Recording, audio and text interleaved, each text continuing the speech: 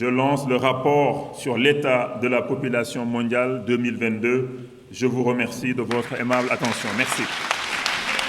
Le rapport annuel sur l'état de la population mondiale en 2022 a été lancé ce vendredi. Une publication annuelle phare des Nations Unies faite par le Fonds des Nations Unies pour la population FINEAP depuis 1978, intitulée « Comprendre l'imperceptible, agir pour mettre fin à la problématique négligée des grossesses non désirées ». Le thème de cette année s'imposait depuis quelque temps, tout de manière impérieuse, et je me réjouis que l'UNFPA ait choisi d'en faire objet du rapport de cette année. Durant cette cérémonie, nous aurons l'occasion d'écouter un panel d'experts, que je vois à ma gauche, qui nous aidera à bien comprendre la vraie dimension, la complexité et les conséquences des grossesses non désirées et non planifiées dans la vie de la jeune fille, de la femme et de sa famille et enfin de toute la société. Les problèmes de grossesse non intentionnelle constituent en effet une priorité mondiale de plus en plus sérieuse pour l'autonomisation de la femme, le maintien de la fille à l'école, la participation de la femme au marché de l'emploi et finalement le développement de nos sociétés. Et il exige de nous des actions immédiates et concertées de notre part. Excellences, Mesdames et Messieurs, alors que plus de 2 décennies se sont écoulées depuis la promesse du Caire en septembre 1994, c'est le moment idéal pour que les États et les sociétés et de toute la communauté internationale qu'elles s'engagent à prendre des mesures plus ambitieuses. Les engagements pris lors du sommet de Nairobi en 2019 traduisent bien cette volonté d'accélérer la mise en œuvre de politiques et programmes qui permettent aux femmes d'éviter les grossesses non intentionnelles. C'est le lieu pour moi de traduire la connaissance de l'UNFPA à l'ensemble des gouvernements de la région de l'Afrique de l'Ouest et du Centre et de toute l'Afrique, ainsi qu'aux partenaires au développement pour leur appui à la mise en œuvre de ces programmes qui visent la réduction des grossesses non désirées à travers la fourniture de services en matière de santé sexuelle et reproductive. L'UNFPA est déterminée à travailler plus étroitement avec tous les gouvernements, tous les partenaires au développement et surtout les associations de la société civile, spécialement celles des femmes et des jeunes, afin de transformer notre région et bâtir un monde meilleur où chaque grossesse est planifiée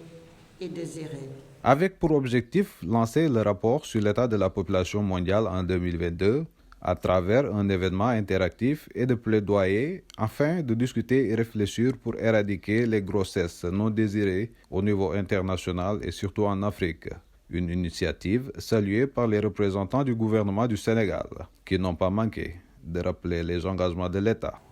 Dans notre pays, la question a toujours été au centre des préoccupations des pouvoirs publics, des communautés et des familles qui déploient des stratégies adaptatives tenant compte du droit à la santé et à l'intégrité physique et morale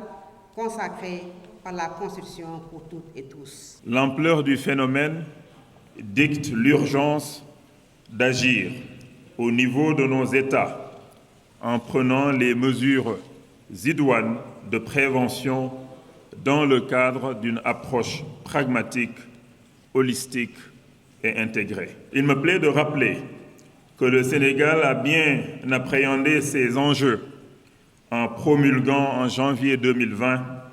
la loi 2020-05 criminalisant le viol et la pédophilie pour mettre fin aux violences faites aux femmes et aux filles. Notre pays a également mis en place des instruments comme la délégation à l'emploi rapide des femmes et des jeunes et le Fonds 3FPT pour promouvoir la formation, l'autonomisation, l'entrepreneuriat des femmes et des filles. Il convient également de saluer